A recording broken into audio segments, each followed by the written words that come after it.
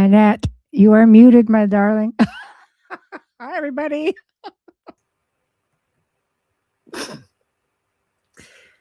All right.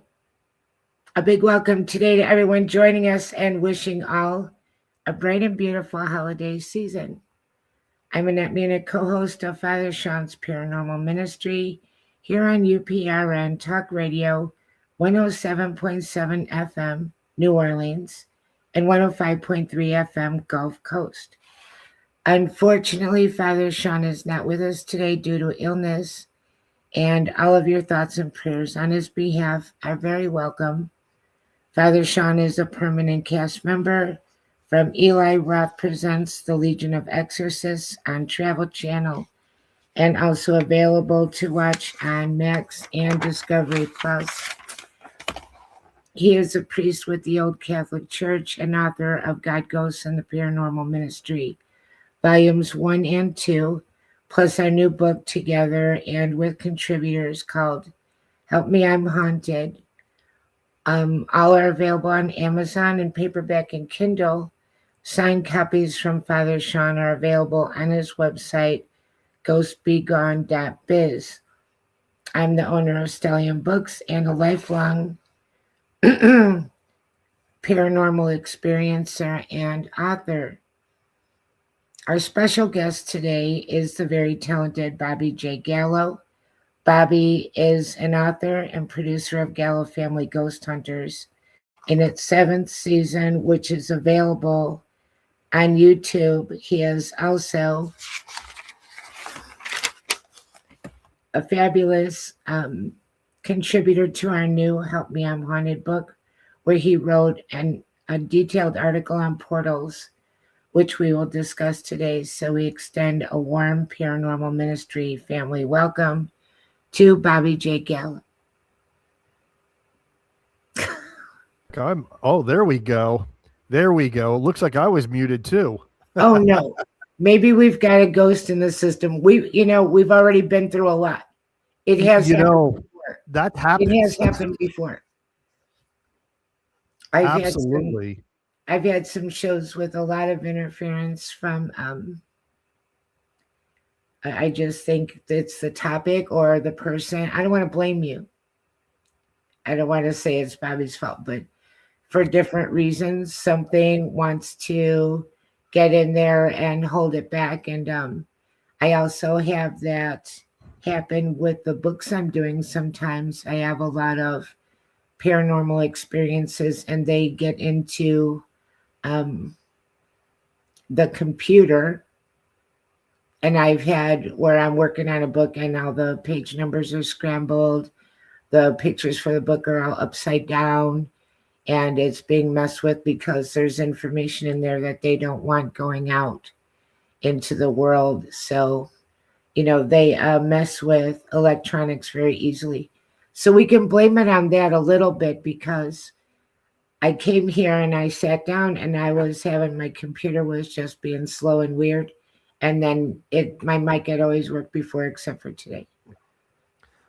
I completely agree with that. There's an old saying, and I could actually say it on this show because it's Father Shawn's show and he's a Catholic priest, that the devil's greatest I would say scheme, or his greatest trick, is to believe people he doesn't exist. Right. And when we talk about subject matter like this, right, we are showing people that the afterlife, these other realms do exist, and they don't like that. They don't want that. Nope. They want everybody to be secular. They want everybody to think this is all there is, because it's easier to manipulate people when people don't have a spiritual side. Well, yeah. Well, I think the saying is that his best trick is convincing people he doesn't exist. Correct. And it was interesting because the third time I restarted my computer, I did pray to Archangel Michael to help me. I think that was great. And then I came and I looked, and I was back in the studio and it said, your mic is working. And I did nothing to really fix the mic. I checked my mic settings. It said it was on, but obviously it wasn't. So, you know, Yep. mysterious things that happen. But here Yep. we are. I really didn't want to cancel the show. Oh, I'm happy. I'm happy we didn't have to cancel either, and I am even happier that I was privileged to be a part of this Oh, unbelievable lovely. book right here, folks. And that's me right there on the bottom, Bobby J. Gallo, and that was great. It was just it was really an honor. Thank you. We're so happy to have you. And what you wrote was very detailed, very easy to understand. And he wrote an article for the book on portals, which we thought we'd talk about today. And that book, Help Me, I'm Haunted, that's available on Amazon. And it has a lot of good information in there. Um, we just decided to do that in July. And I spent all of October putting that book together to get it out on Halloween. And I'm really happy with the contributors.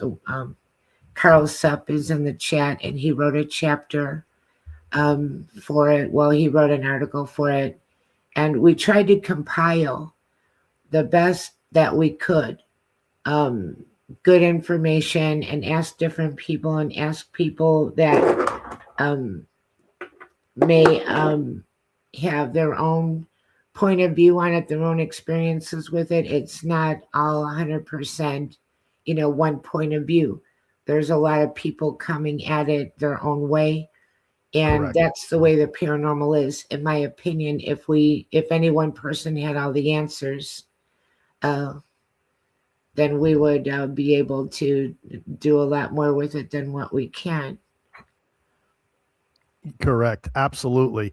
And Red Light in the chat said ghost hunters. Yes, I'm a ghost hunter, paranormal investigator, anything you want to call me. I've been actually doing this since 1989. So I've seen just about everything. And when Annette reached out to me, she asked me if I could do. I don't know. I think you gave me several subjects, and Yeah. when you said portals, I said, yeah, well, portals is something I can talk about because I have personal experience with them.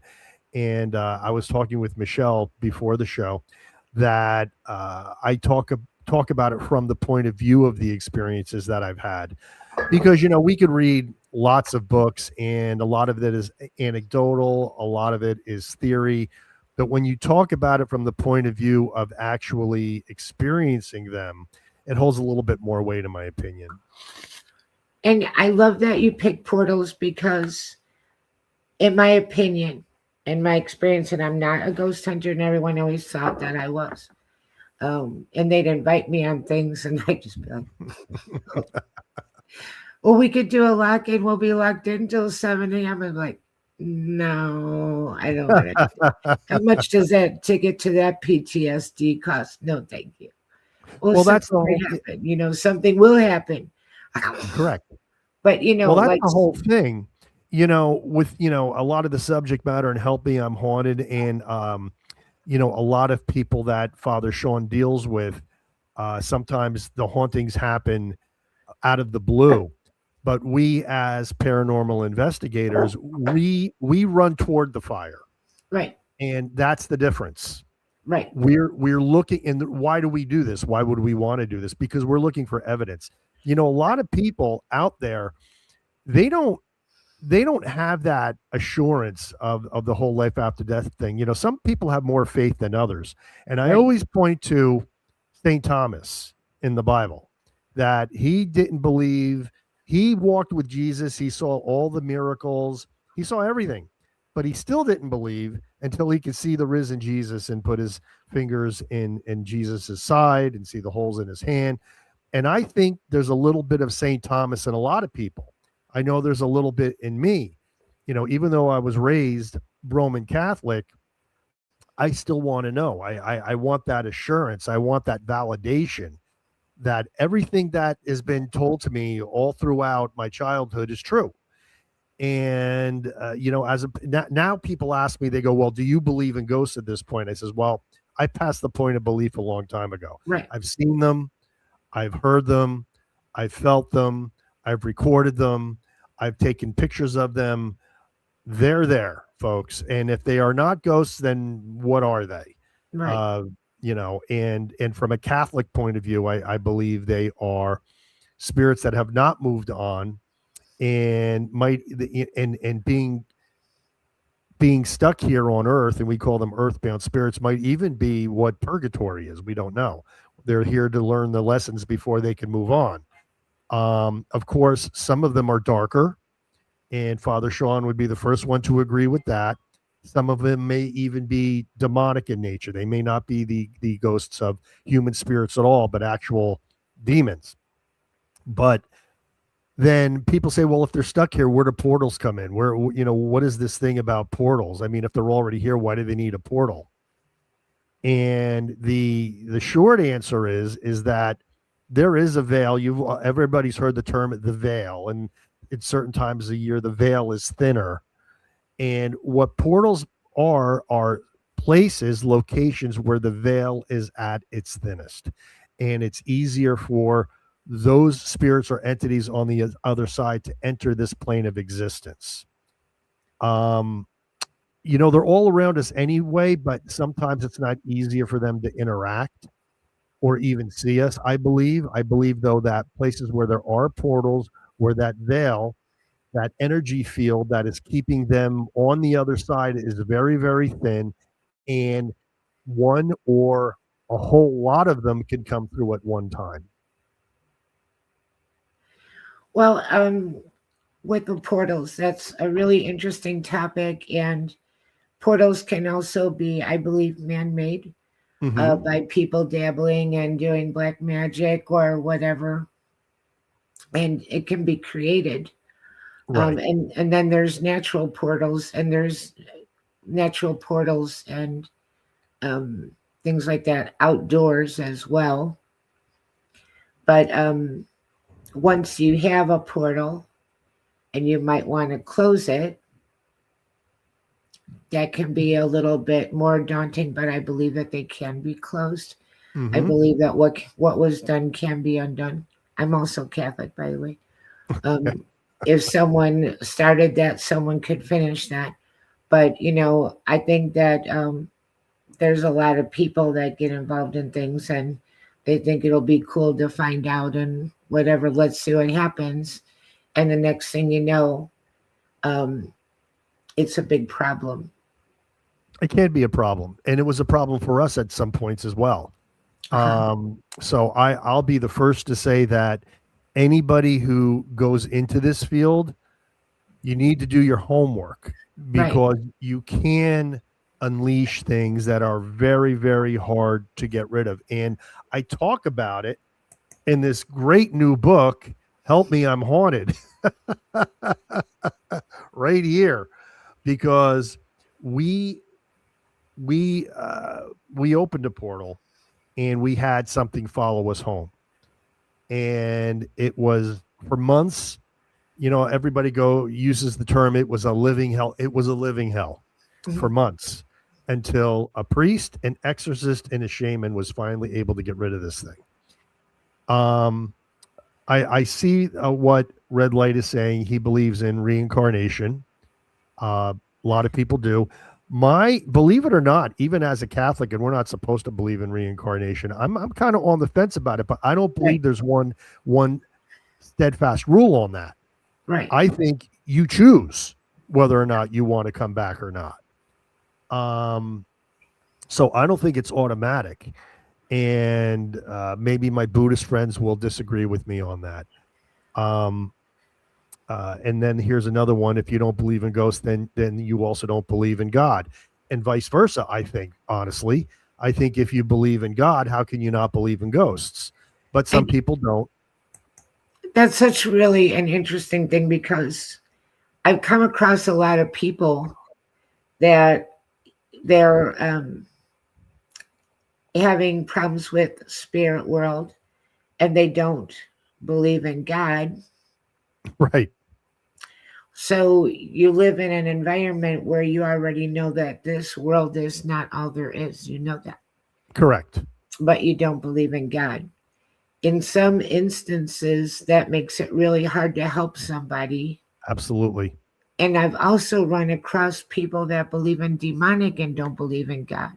A lot of people that believe in God, but they don't believe in demons. But now I'm running across people that believe in demons, but not God. And to me, that's two sides of the same coin. Absolutely. Absolutely. And we run across this a lot in the paranormal field, where people want to pick and choose what they want to believe.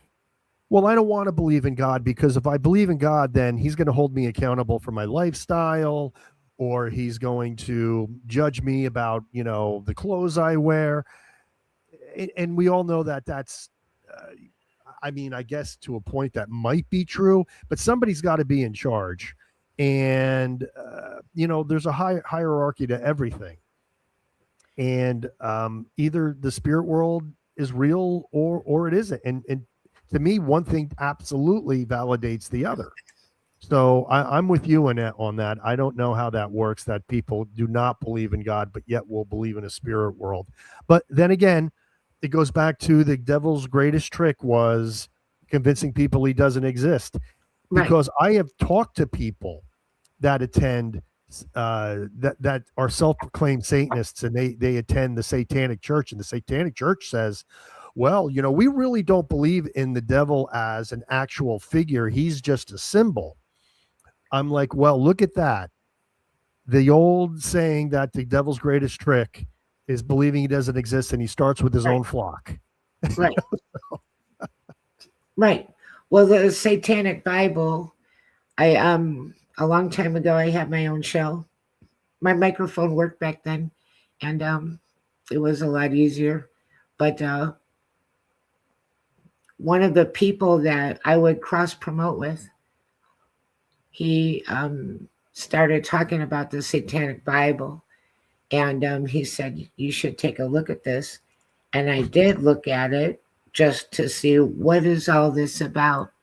And it's basically do what thou wilt. It is a philosophy of hedonism. Right. That's what it Right. is. But yet they will use the image of Baphomet, which is an archdemon, Right. and they will wear sigils with his image on it, or her image, because it's like a male goat with breasts, and it's just this weird conglomeration. Um, and yet they'll say he doesn't exist. Folks, wake up.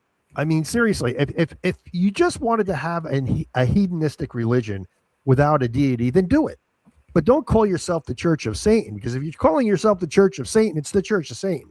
Right. And the head of that church is literally using you as a pawn, and convincing you he doesn't exist. And you're buying right into it. It's just, to me, it's mind-boggling. And those places are prime candidates for portals, because what they're doing is they're letting it all in, because the easiest person to manipulate is the person who doesn't believe. Yeah. And when I had my show back in the day, and I received a lot of emails, and a lot of them were from kids that thought it would be funny to do this, that, or the other thing. And now they're in a jam and they don't know how to make it stop. And, Right. It's really sad. And there's a lot of that.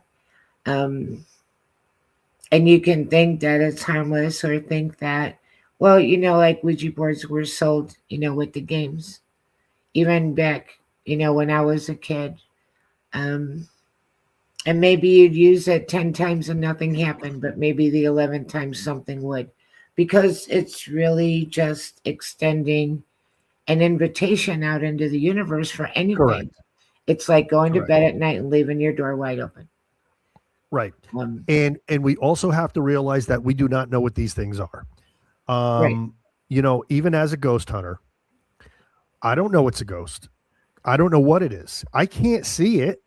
I know it's there. I know it's reacting intelligently on my ITC equipment, which is an acronym for instrumental trans communication. Yeah. I know it's answering questions, But do I know for sure it's a ghost? Do I know it's a demon? Do I know it's an extraterrestrial? I don't know any of those things. I know what Right. it's telling me, but is it deceiving me? It might be. I mean, if I talk to my fundamentalist Christian friends, they're always going to say it's a demon because they believe in what I call the cosmic vacuum cleaner theory, which is like when you die, you're either sucked up to heaven or you're sucked down to hell, and there's no in between, and you have no choice in the matter. I don't believe that. I'm a Catholic. There's an intermediate state called purgatory. And if you read a lot of Catholic websites, that's actually now the new mode of thinking, that purgatory may actually be the realm of ghosts. Sister Faustina, who's now Saint Faustina, in her diaries, she says she used to go to the cemetery and talk to the spirits in purgatory. So she used to go to the cemetery and talk to ghosts. So when we're in cemetery and we're talking to ghosts, perhaps they are souls in purgatory. The only caveat to that is something that we experience all the time on investigations, and that's called forbidden. I call it forbidden knowledge. Sometimes they're not allowed to answer certain questions. We'll ask them their name, they'll answer it. We'll ask them how they died, they'll answer it. As soon as we ask them, is this purgatory? Can you tell me, is your present state, is that what we term as all communication ceases? Like they're not allowed to answer that question. And we find that with a lot of spiritual questions that they're not allowed to answer it. And I find that very puzzling. But to what you were saying before about inviting things, a lot of times, whenever you're doing an investigation or you're ghost hunting, whether you're using dowsing rods, hopefully you're not using a Ouija board, but even you're communicating through a piece of equipment, you're technically conducting a seance. And when you do that, you are inviting them. You're asking them to interact with you. Right. And sometimes more than one will come through. And that's when you can open up what we call a portal. And a portal is, and once some of these spirits on the other side know that there's a living person that wants to communicate, it's party time. Yeah. And they come through. And we've had multiple. In fact, when we had our issue, it wasn't one, it was a legion of spirits, because at one point during the infestation, I like to call it, they attacked me. And they were predominantly attacking another member of my family. But one night I got so angry and I was so tired of it. I said, stop tormenting them. Come and get me. Come and get me. And Annette, no sooner did I say that, I will never forget this as long as I live. All of a sudden in my head, I heard a crowd of people, all this gibberish talking. They were trying to get in, and I couldn't believe it. All of a sudden I realized, wow, it's really happening. They're really coming for me. And that's when I knew it wasn't like a psychological thing. I knew this was real. Yeah. It's terrifying. Back in the day, I was in two groups in the Ghost Box community when it was still kind of new. This was after Frank's Sumption and the Frank's Box, but this was when the Shack Hack was coming online, and things like the Paranormal, Puck, and different devices, including the Obelisk. And so I was in these groups, but I didn't have a ghost box. I was just interested in the research and development of it. Right. And we were friends on Skype, and there would be from time to time calls for help and prayers. People were using it in their house. And it started making me think that it's not just something that you take it somewhere and it is in that ambient area where you take it. I started thinking that it actually attracts. Right. So anything in that area could show up. And if you're using it in your house, it's showing up in your house. So I'm Right. not going to say any names, but one of the guys that was a researcher and developer, he got on Skype and you could hear it sounded like an army walking across his wooden floors. Yep. Yep. And that's why in both of my books, I wrote two books on the paranormal, just in case anybody wants to know. I wrote Family Spirits, and this is all of our experiences ghost hunting as a family. And I also wrote Family Spirits too. In both of these books, one of my cardinal rules of investigation, if you're going to do it, is do not ghost hunt in your house. Yeah, Do not ghost hunt in your sacred space, yeah, because once they come in, it is tough to get out. And by the way, Infinite Joy, she said before, you're not meant to know. When I said communication ceases when we ask a relevant philosophical or metaphysical question, I totally agree with you on that. We are not meant to know. And that's why. Um, so I just wanted to answer that really quick. And also, Overbuilt Automotive 1299 says, Bobby, I bet that was terrifying times 1000. Absolutely, it was. right. But it was also eye-opening. So, I mean, it was educational for me. So yeah, absolutely. But that's the thing. And you can't, I say in the book, Help Me, I'm Haunted. If you open up a portal, you better know how to close it. And there are ways to close portals. And sometimes a portal will be open and it wasn't your fault. There was always a portal there. Right. It could be, if anybody's familiar with ley lines, and those are energy lines that intersect at certain points. A lot of times there's portals at those points where they intersect. So I mean, there could be a portal for any number of reasons. Right. But and those are usually, because listen, folks, I'm going to tell you right now, ghosts are everywhere. Right. Because heaven's not up here, hell's not down there. Right. It's everywhere. It's a different dimension.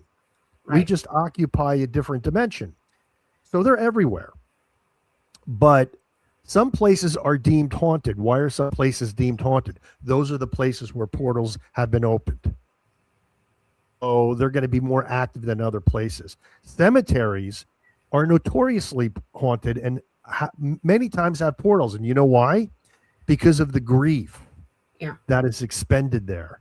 People go there and they pour out their heart to their lost loved ones, and they want signs, and they're asking for signs in that sacred space. And a lot of times these portals are opened. So a lot of that's one reason. There's other reasons, I believe, why cemeteries are haunted, but that would be one reason. Well, there was a guy that I knew that did kind of an interesting experiment, and he was in a cemetery. And I think all cemeteries have spirit energy. I'm one of those that I think the word haunted is misused, because haunted means something's attached to there all the time. But you can have visitations. Something could happen in your house. It doesn't mean it's haunted. It doesn't mean it's haunted forever.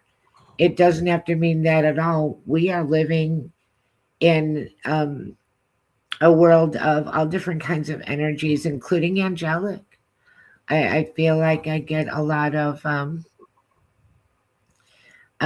just little angelic signs that maybe prayers have been heard. And it's important when something happens to think, what was I just doing before that happened? What was I thinking? What was I listening to? Whatever, because sometimes it could be you were just talking about XYZ and now boom, you got a validation.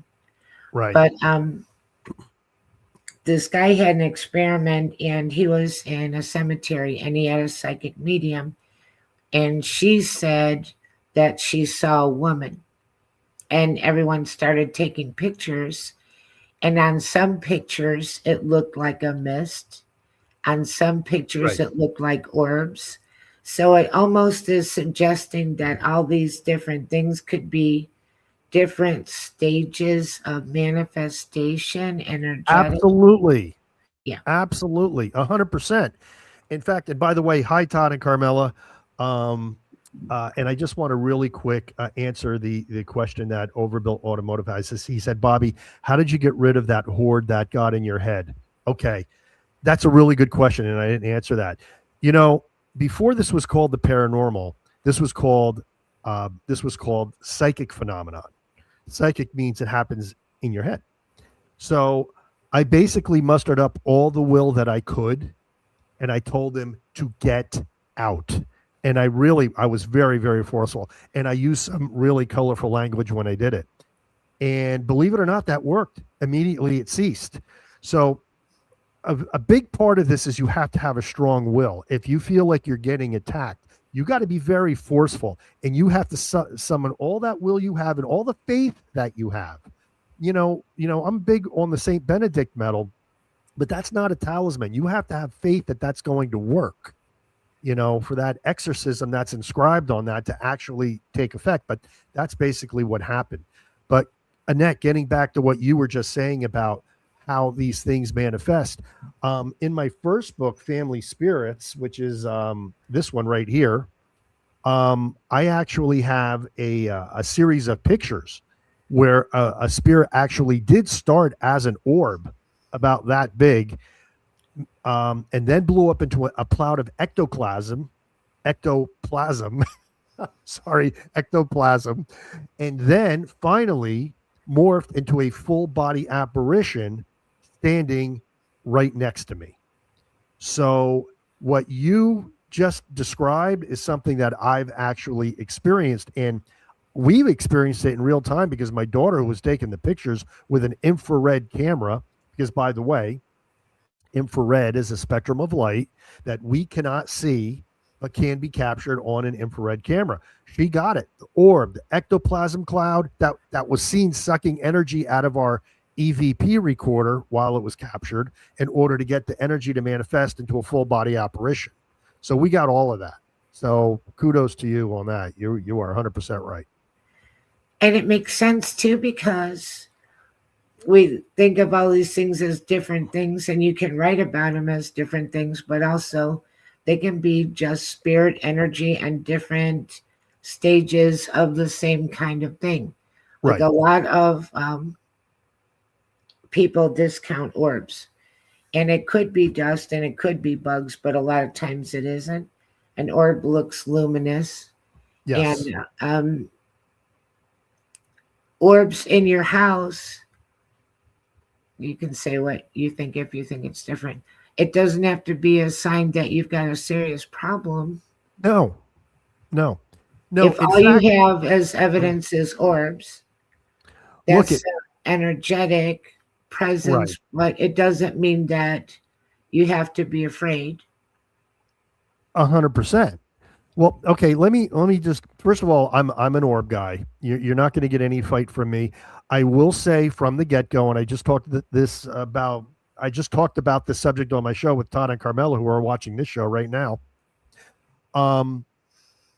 Orbs. There are things that can cause orbs in a camera. So I'm going to say that from the get go. There's something called lens flare. Lens flare is easily identifiable and is often misconstrued as a spirit orb. There are occasionally a bug will cross the lens, but you could tell it's a bug. Oftentimes you can see the wings. You know a spider web when you see it because it looks like a strand. But there are those orbs, especially the round ones that have a membrane around the circumference. To me, that's a telltale sign of a paranormal orb. And there have been scientific books written on this subject, one by Klaus Heinemann, PhD. He's a NASA scientist. He wrote a book called The Orb Project. He is convinced that they are paranormal. He will also talk about lens flare, but he did scientific tests. He's gotten orbs in clean rooms where there is no dust. He's gotten orbs underwater. He's gotten orbs with the lens cap still on the camera.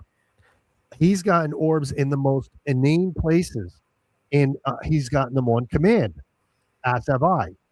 And recently, the experience that I write about in our first book, Family Spirits, I asked AI what the odds are for a series of pictures that I took. if it were to be a piece of dust. And AI said it's 1 in a trillion for it to be Yeah. dust. So We- that is what we call a statistical impossibility. Now, a lot of people will ask, well, why are they manifesting as orbs and not just full body apparitions all the time? It's energy. An orb to manifest as an orb, and this is my theory, takes the least amount of energy for a spirit to do. In order to manifest as a person like you or I, maybe a little fainter, takes a lot more energy. They may not have that because if anybody's ever been on a paranormal investigation, the first thing you're going to notice is how drained you are after the investigation is over. We call it paranormal hangover. And the theory is that spirits need energy to manifest or move objects or answer questions or any of that. So if they don't have anything in the immediate area to take energy from, like, perhaps maybe they'll take it from your camera, which is why these things go dead and we get battery drain. They're going to take it from you. And that's why you feel so drained. So if it's a ghost that's not too nasty, let's just put it that way, they may only form as an orb, as a means of communication, or an answer to your question, because a lot of times we'll ask them, will you pose to take a picture? And through one of our pieces of equipment, it'll say yes. And that's when I go to one of my team members. I'm like, start taking pictures. We're going to get something. And more times than not, we do. But sometimes it's just an orb. It's not a full body apparition, or it's an ectoplasm cloud, which is an apparition that's not fully formed. All of these things can happen depending on how much energy they have. What's interesting too is that, and we've had here recently, because we have a creek by the house, and there's a Indian burial ground, Native American burial ground behind the house next door. And my daughter was taking pictures of the full moon, and there's an orb. And she kept taking pictures. We couldn't see it with the naked eye at all. And it would be in different places over the creek.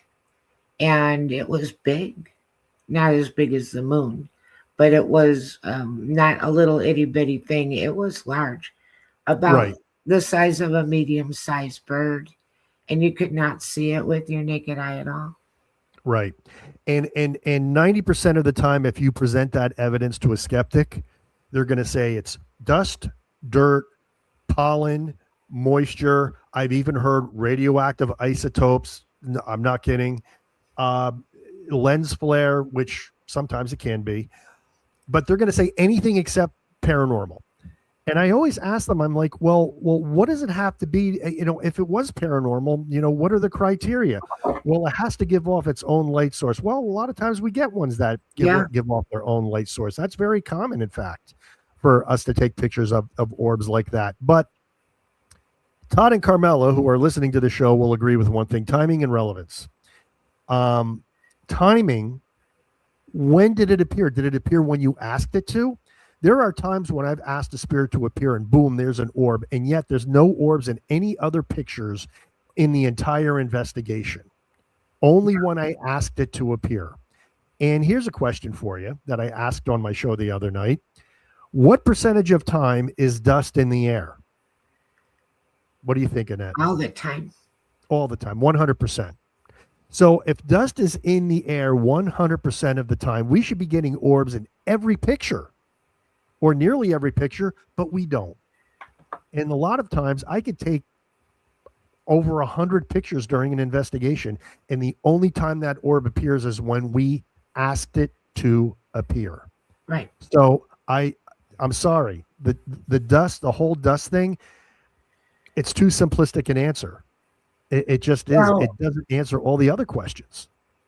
We're to the point where some people just don't want to believe. So there's no amount of evidence you can give them. And it's just a waste of your time, because I even know people that went through a paranormal experience, and 6 months later, they've talked themselves out of it.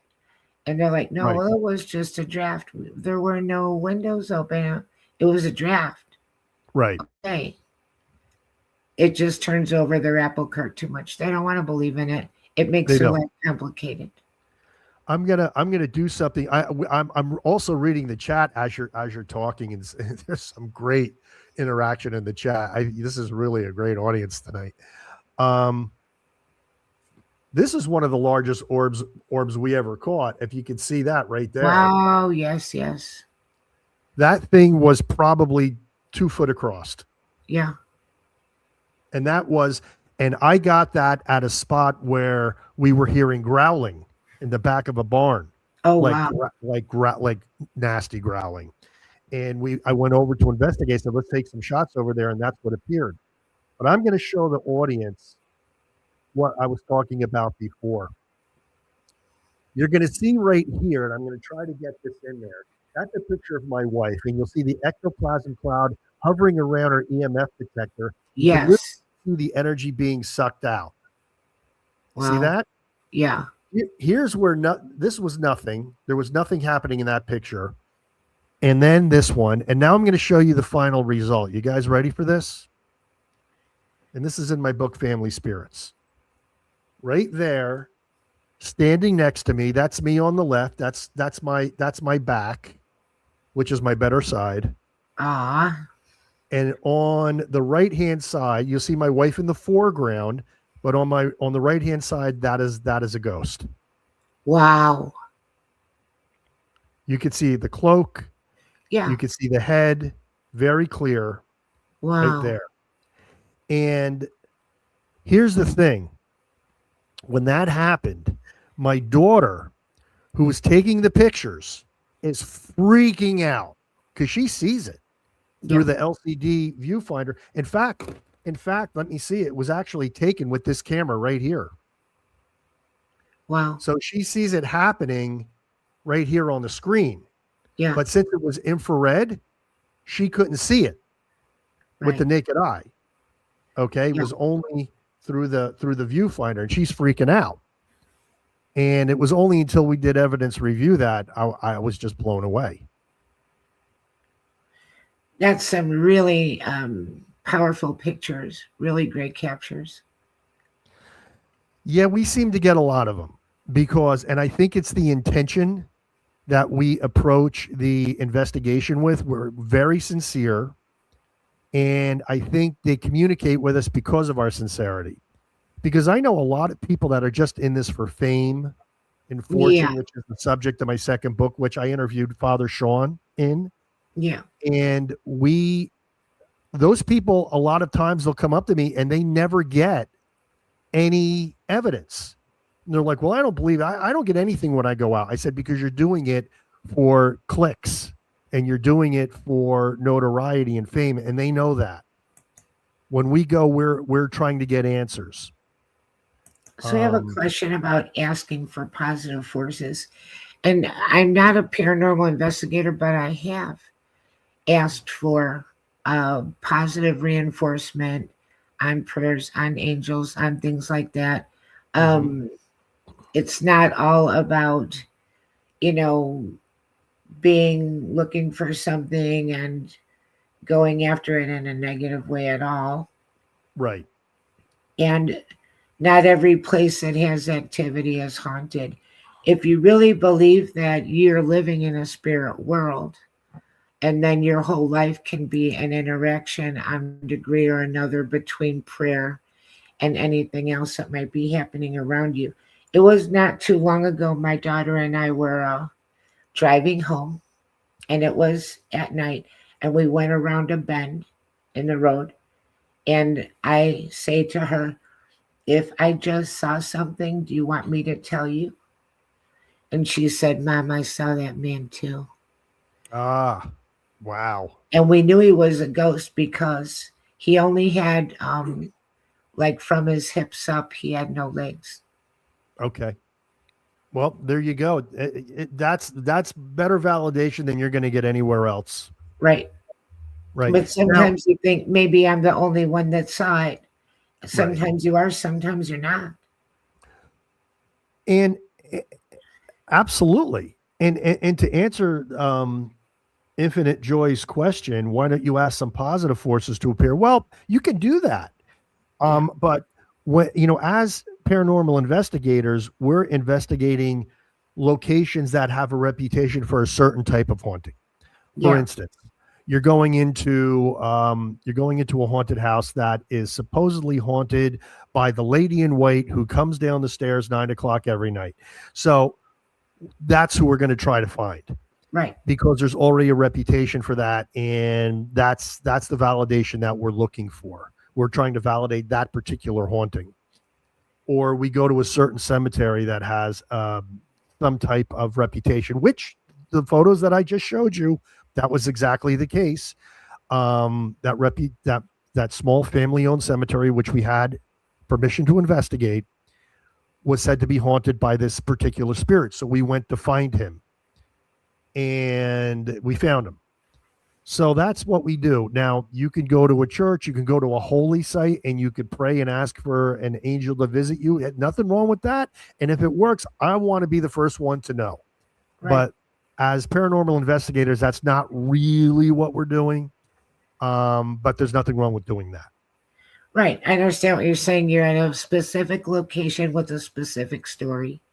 Correct. But if you're just walking around in a cemetery and you don't have any specific anything, and you just want to pray for the spirits who are there, and it's a very I think it's something that I do is every time I go by a cemetery, I say a prayer for all the spirits inside. Well, really a Catholic thing. Yes. And then, if you want to do that, and you can take some pictures and you can see, and if something happens because of that in response to prayer. I did have one, I know we have to wrap up. I did have one picture that was taken of me when I was praying, and it looked like I had a whole bunch of little orbs all around me while I was praying. And so, that is an positive, energetic thing that you can put out. Well, we're on this. We're talking about portals a lot in this show, and this all dovetails with what you just said. A lot of time we have found that some of the most haunted cemeteries are old Protestant cemeteries. Now, why old Protestant cemeteries? There's a reason, and it's not because there's a portal, but it will seem like there's a portal there. Let me explain. The old Protestant belief, and you'll see this because they have it etched right on a lot of their tombstones, is they believe it's something called the sleep, where when you die, you don't go up to heaven or hell. You sleep in the grave until the second coming of Christ, yes. When he raises the dead, and then comes the judgment. But until then, it's kind of like you're just sleeping in the grave. Yeah. So what we believe happens is these people died. And because that was their belief system, and because I believe you still have free will after death, because that was their belief system, they believe that in the grave is where they are supposed to be until the second coming. So a lot of times you'll go into an old Victorian era Protestant cemetery with the big monuments and the spooky headstones and everything, and you'll investigate, and the place lights up like a Christmas tree. Yeah. All your equipment. Why? Because that's where they are. They're there. They're sleeping in the grave, and you can call them, and they, boom, there they are. Interesting. And we've had that experience many, many, many times. What I want to do right now is quickly wrap up, because I know that Spirit Switchboard is coming on with Carrie Lynn Shellhorn, and I want Bobby to be able to give his links, and you have a new store opening up. And I also want to say a brand new book that I did in collaboration with Hammerhead Media. We've got The First Noel, The Legend of Santa Claus, and that's a beautifully written story, and that is available on Amazon and paperback and Kindle by James Baxter. Perfect. Yeah.